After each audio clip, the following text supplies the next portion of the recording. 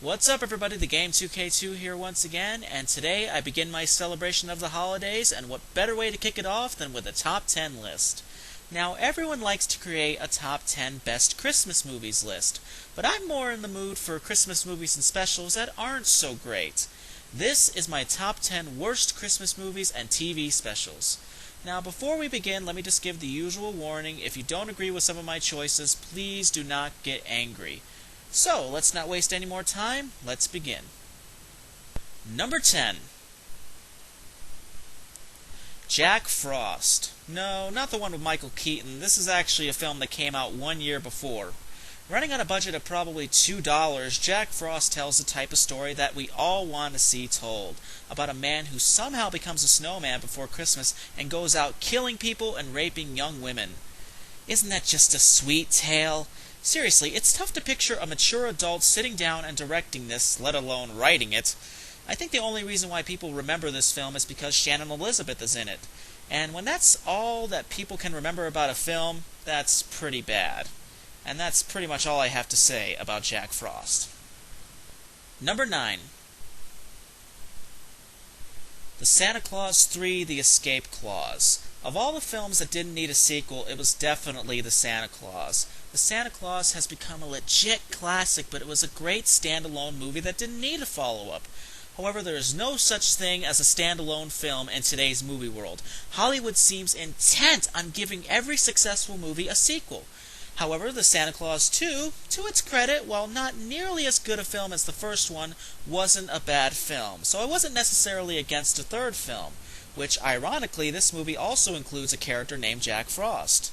However, when I saw the film in theaters, it became easy to see that unlike the first two pictures, that this movie simply had no direction.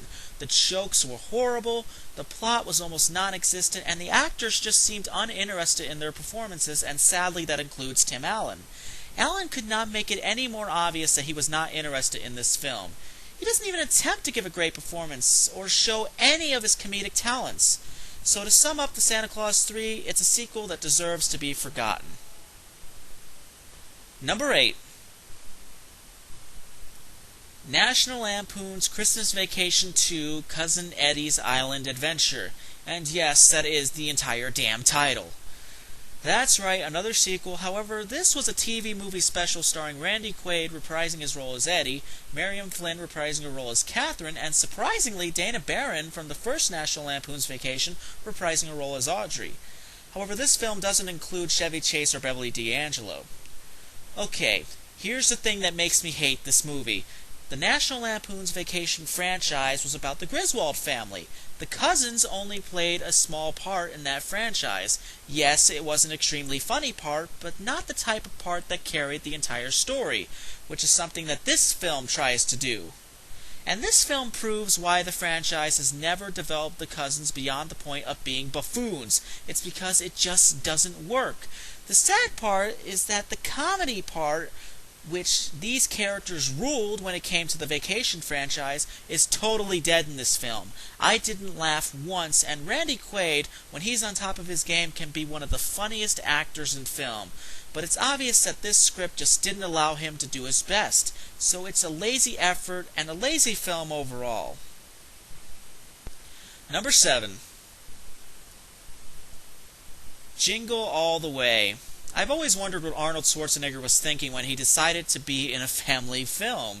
In fact, it seems like a tough thing to advertise. How do you promote the star of Terminator as being a star in a family comedy? It seems rather impossible.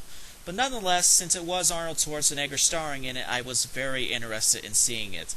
The movie premise is not exactly that far-fetched, about a father who tries to buy a hot-selling toy at the last possible moment before Christmas, but every store is sold out. That's actually a pretty realistic plot when you think about it. Almost all of us have gone through similar problems, but this movie's execution is the most far-fetched thing in the world. They have Arnold beating up mall Santa Clauses and having a rivalry with the mailman, things that turn this well-intended family comedy into an unfunny mess. Seriously, the only thing that this movie got out of me was a couple of chuckles because I couldn't believe I was sitting through a movie so stupid.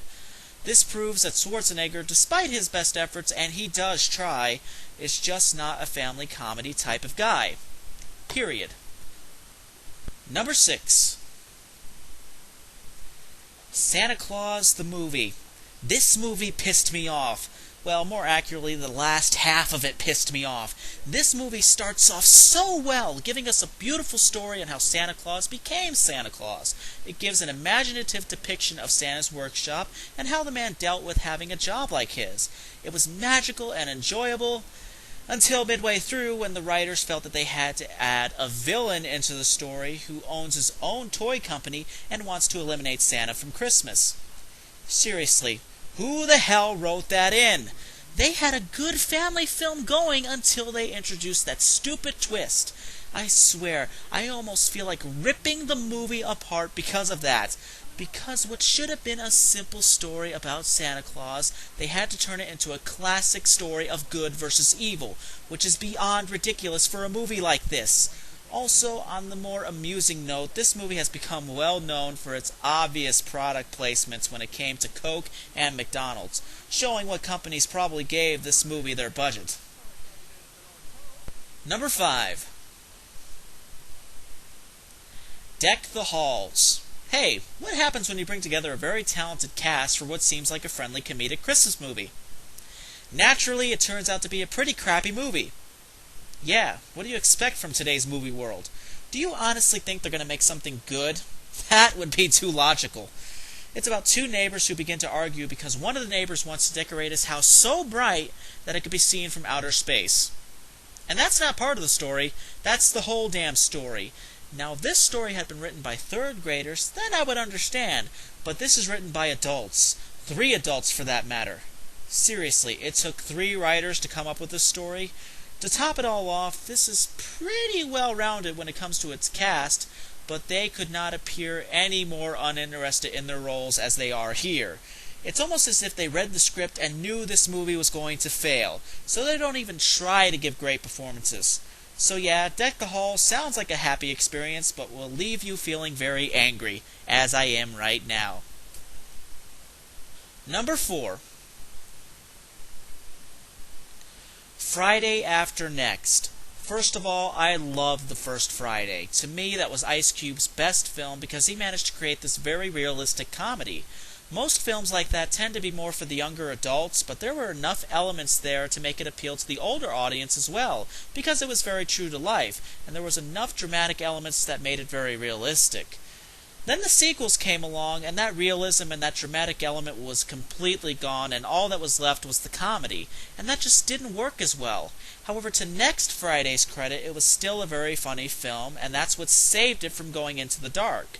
But Friday After Next was just a poorly written sequel, and I hate saying that because Ice Cube, in my opinion, is one of the most underrated writers and actors in the movie business. But where Friday After Next goes wrong is that it is completely outrageous. To top it all off, the movie is based around Christmas, so what should have been a very family-driven story goes more for the outlandish plot about a man dressed as Santa who is stealing from everybody before Christmas. To make matters worse, the family plays almost no part in this sequel, and they played huge roles in the first 2 films. So while the movie might make a couple people chuckle, I found nothing funny about Friday After Next. Number 3. Babes in Toyland, the 1986 TV movie. I'll leave this summary rather short because I really think the Nostalgia Critic gave a really great review and pretty much said it all about the movie. But long story short, I always called this version of Babes in Toyland the drugged-up version of The Wizard of Oz. This movie was so strange, and ironically the 2 main stars would wind up becoming 2 of the biggest stars in Hollywood, and those 2 stars being Keanu Reeves and Drew Barrymore. That's really all I'll say about it. I'll let you guys watch the Nostalgia Critic video and really get a sense of what this movie is really like. Let me just say, it's one of the strangest movies ever made. Period. Number 2. Christmas Carol the movie. Some people might argue that this isn't as bad as the others on this list, but to me, it is. First of all, this was a great idea. They designed the movie to be both a mix of live action and animation, where they have an actor playing Charles Dickens, and for this movie, that actor is Simon Callow, and he reads A Christmas Carol in front of an audience, and what he reads is brought to life through animation. That's actually a really brilliant idea, and to my knowledge there had only been one Christmas Carol animated film before this, and that was Mickey's Christmas Carol with the Disney characters. But the idea falls flat in the final version of the film because the creators felt like they needed to change things. Those bastards took what was a classic story and decided to make it more kid-friendly. I guess they didn't find the other films kid-friendly enough. To make it more kid-friendly, they decided to center a good majority of the story around a mouse. For some reason, that just pissed me off. And I know that might sound like a small flaw, but this is a classic story and didn't need to be rewritten around any other characters. Also, another problem is with the animation itself. The animation looks unbelievably stiff in this film. The characters are barely expressive and their movements are horrendous. Cruddy animation is not tolerable in any movie because animation needs to be expressive and needs to move well. Otherwise, it doesn't pay off. And guess what? That and more is the reason why this cruddy adaptation doesn't pay off at all. And number 1, the Star Wars Holiday Special. Technically, this is not a Christmas-based special, but if everyone else can get away with associating it with Christmas, I don't see why I can't. Now, a lot of people like to say that this wasn't George Lucas's fault, but I disagree. I think this is all his fault. He agreed to let someone do it, so to me, that's just as bad as him making it.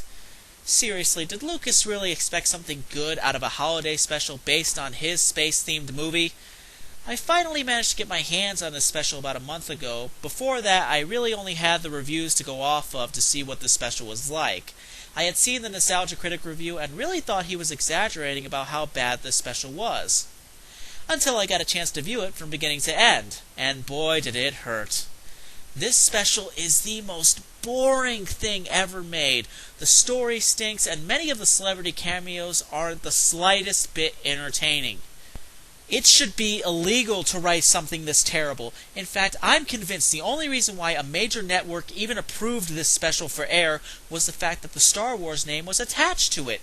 Back in the 1970s, Star Wars was quickly becoming the biggest thing in entertainment, and anything that was usually associated with it usually earned a lot of money. In fact, that still holds up pretty true to this day. For some reason, despite how bad this special is, it has become a cult classic in its own right, and many fans have tried to get their hands on it, and after sitting down and watching it, I honestly don't know why.